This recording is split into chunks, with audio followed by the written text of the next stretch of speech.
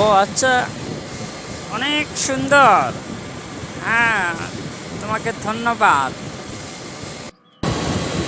আচ্ছা, তুমি কি জানো নামাজের মধ্যে ভুল ত্রুটি হলে কি করতে হয়? না, জানি না তো। কি করতে হয় তুমি জানো? জানলে একটু বলো শুনি। আচ্ছা ঠিক আছে, তাহলে শোনো আমি বলতেছি। একটি হাদিস, আবু হুরায়রা রাদিয়াল্লাহু তাআলা আনহু হতে বর্ণিত, আল্লাহ রাসূল সাল্লাল্লাহু আলাইহি সাল্লাম দুরাকাত সালাত আদায় করে শেষ করলেন।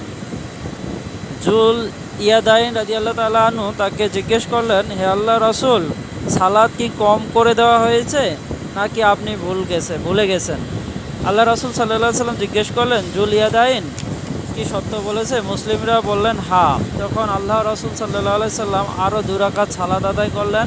অতঃপর তিনি সালাম ফিরালেন এবং তাকবীর বললেন, পরে সিজদা করলেন স্বাভাবিক সিজদার মতো বা তার চেয়ে একটু দীর্ঘ। অতঃপর তিনি মাথা তুললেন।